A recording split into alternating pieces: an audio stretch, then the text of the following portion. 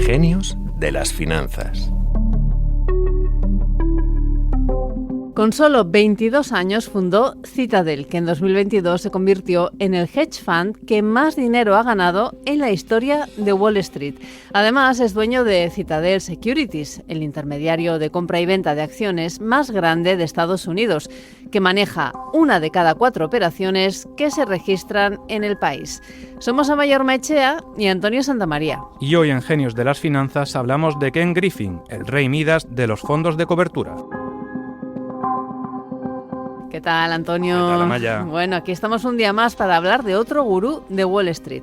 El de hoy, Ken Griffin, no es precisamente un cualquiera, porque estamos hablando del fundador de Citadel, que es el hedge fund que más dinero ha ganado en la historia de Wall Street. Ahí es nada. 83.000 millones de dólares, que no es poca cosa. Su firma se convirtió en la más rentable que jamás haya existido en 2022, cuando consiguió un beneficio, solo en ese ejercicio, de 16.000 millones de dólares, que también es récord absoluto para un fondo de cobertura. Dicho esto, vamos a ir varios años atrás en el tiempo, en nuestra máquina del tiempo, en concreto hasta 1968, que es cuando nació nuestro genio de hoy, que creció, por cierto, en el seno de una familia acomodada, ya que su padre llegó a ser gerente de proyectos de General Electric y su abuela había heredado una empresa petrolera de Illinois, una compañía de semillas y 3 granjas. Sí, a diferencia de otros multimillonarios, no tuvo que lidiar con problemas familiares o económicos y eso le permitió brillar en el instituto, donde fue presidente del club de matemáticas,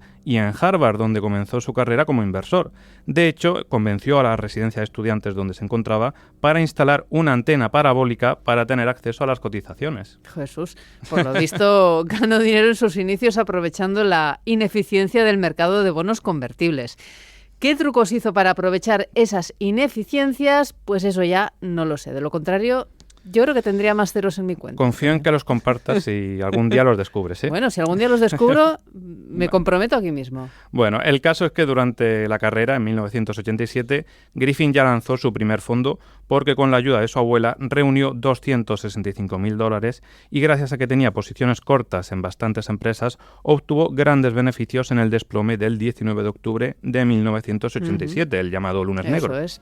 Tras graduarse en 1989, Griffin se mudó a Chicago para trabajar con el inversor Frank Meyer, que dirigía Glenwood Capital Investments, y le confió la gestión de $1 millón a pesar de estar recién salido de la universidad. Y no fue mala decisión, porque Griffin logró una rentabilidad del 70%, algo sencillamente espectacular, y que explica que al año siguiente logrará recaudar $4,6 millones para fundar Citadel. Bueno, supongo que esa vez le ayudaría a su abuela también, ¿no?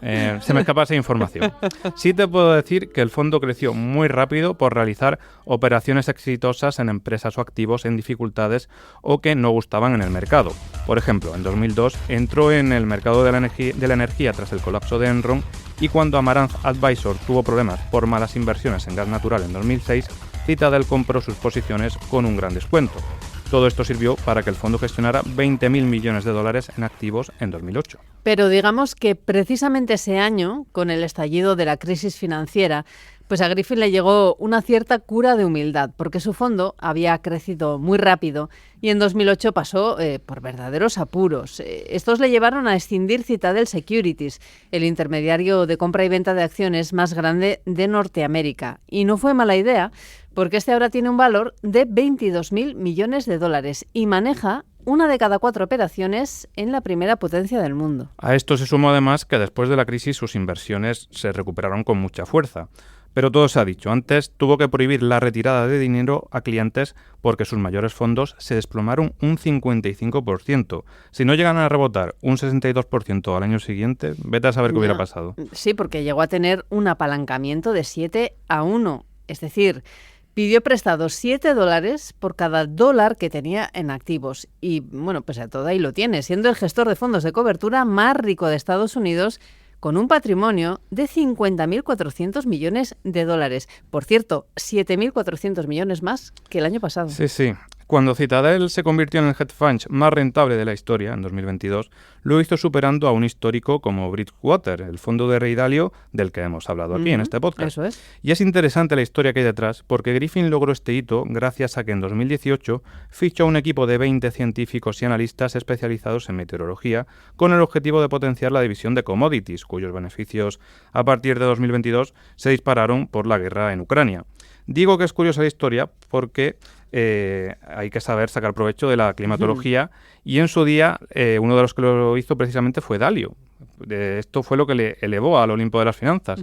Pero años después, fíjate que le costó el primer puesto. Fíjate. Y ahora que hablas de Ray Dalio, Antonio, algo que comparten estos dos iconos de las finanzas es la exigente cultura interna que existe en sus empresas. Mira, de Bridgewater y su cultura de la transparencia radical se ha hablado mucho, pero Citadel no se queda atrás, ¿eh? Se dice que es un régimen darwiniano en el que, si no se cumplen los objetivos, eres despedido sin aviso alguno. A quienes critican eso, Griffin les responde que es un lugar hecho para disfrutar siendo un buen competidor. Vaya que a llorar a la llorería. Eso es, el resumen. Sí, bueno, yendo a un plano más personal, hay que decir que Griffin ha donado 2.400 millones de dólares a instituciones sin ánimo de lucro y fíjate que es un gran apasionado de los dinosaurios. El año pasado pagó 44,6 millones de dólares por Apex, un estegosaurio cuyo fósil de 150 millones de años se ha convertido en el más caro de la historia. Refréscame la memoria, Antonio. El estegosaurio es el que tiene pinchos en la espalda. Sí, salen caminando entre dinosaurios no. Eso era un documental de la BBC muy bueno. Sí, me acuerdo. En El Mundo Perdido también, eso quería decir. Vale. Pero no me acuerdo cómo se llama.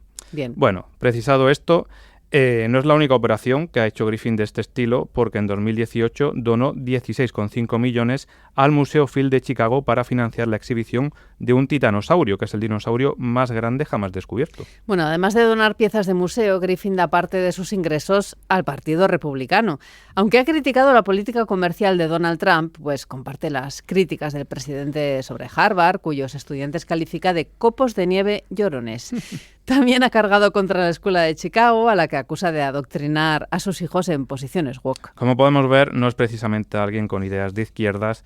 De hecho, en el pasado criticó a Elizabeth Warren, una de las senadoras más progresistas del Partido Demócrata, por proponer un impuesto a los ultramillonarios. Según él, exprimir a los ricos no funciona. Bueno, yo creo que por mucho impuesto a los ultrarricos que se ponga, él no va a tener graves problemas para mantener los dos jets privados que tiene. Un Bombardier Global Express de 2001, valorado en 9,5 millones de dólares, y un Bombardier Global 6000 de 2012, tasado en 50 millones de dólares. Un último dato para rematar. Ken Griffin es el propietario de la casa más cara jamás vendida en Estados Unidos. Se trata de un ático de lujo en el 220 de Central Park South, que compró en 2019 por 238 millones de dólares. Bueno, pues igual cuando me jubile, miro a ver si hay algún piso a la venta en pues nada, el mismo edificio. Invítame a la fiesta de inauguración, por favor. Bueno, pues hasta aquí nuestro repaso a la trayectoria de Ken Griffin, el fundador del hedge fund más rentable de la historia. Muchas gracias por escuchar este podcast que realiza Tamara Vázquez y dirige Amparo Polo.